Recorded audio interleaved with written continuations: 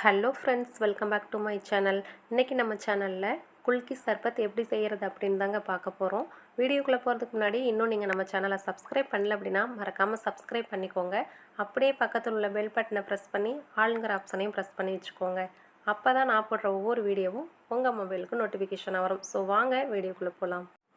முதல்ல சப்ஜா விதைகளை ஊற வச்சிடலாங்க. நான் 1 டேபிள் ஸ்பூன் சப்ஜா விதை எடுத்திருக்கேன். அது ஊறுறதுக்கு தேவையான அளவு தண்ணி சேர்த்தாச்சுங்க.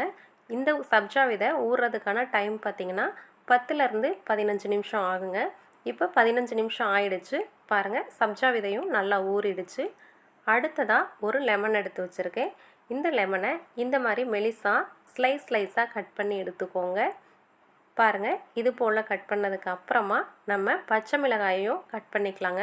இது காரத்துக்காக 4 பச்சை மிளகாய் எடுத்திருக்கேன். அதையும் நம்ம கட் பண்ணி எடுத்துக்கலாம். அடுத்ததாக ஃப்ளேவருக்காக கொஞ்சம் புதினா, அதுக்கப்புறம் நம்ம ஊற வச்ச சப்ஜா விதை. அவ்வளோதாங்க, எல்லா இன்க்ரீடியண்ட்டும் ரெடி ஆகிடுச்சு. இப்போ நம்ம குல்கி சர்பத் செய்ய ஆரம்பிச்சிடலாங்க. நான் 2 கிளாஸ் எடுத்து வச்சுருக்கேங்க. இப்போ அதில் தான் குல்கி சர்பத் செய்ய போகிறோம். நம்ம கட் பண்ணி வச்சுருக்க லெமனை உள்ளே சேர்த்துக்கலாங்க. அடுத்ததாக கட் பண்ணி வச்சுருக்க பச்சை மிளகாயும் சேர்த்துடலாம். ஃப்ளேவருக்காக புதினா இலை. அடுத்ததாக நம்ம ஊற வச்சுருக்க சப்ஜா விதைகளை உள்ளே சேர்த்துடலாங்க. இந்த சப்ஜா விதைகள் பார்த்திங்கன்னா இதை துளசி விதை அப்படின்னு சொல்லுவாங்க. நம்ம நார்மலாக சளிக்கு எடுக்கிற துளசியோட விதை கிடையாதுங்க. இது குக்கிங்காக தனியாகவே இருக்குது. அந்த துளசி விதைகள் தான் இது. அடுத்ததாக சர்க்கரை சேர்த்துக்கலாம். ஒரு பிஞ்ச் தூள் உப்பு சேர்த்துக்கலாங்க.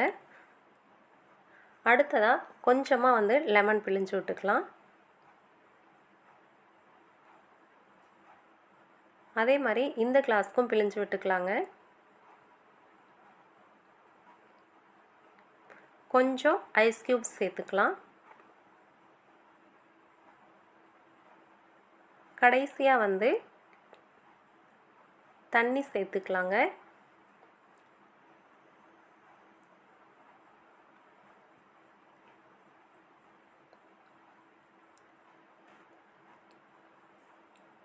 தண்ணி சேர்த்ததுக்கு அப்புறமா நம்ம இதுக்கு மேலே ஒரு டம்ளரை கவுத்து நல்லா குலுக்கி எடுத்துக்கலாங்க.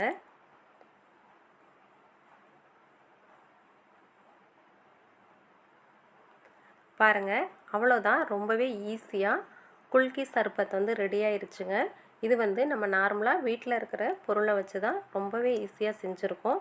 கண்டிப்பாக ட்ரை பண்ணி பாருங்கள். ட்ரை பண்ணி பார்த்துட்டு எப்படி இருந்துச்சுன்னு உங்கள் ஃபீட்பேக்கை மறக்காமல் கமெண்ட் செக்ஷனில் கமெண்ட் பண்ணுங்கள்.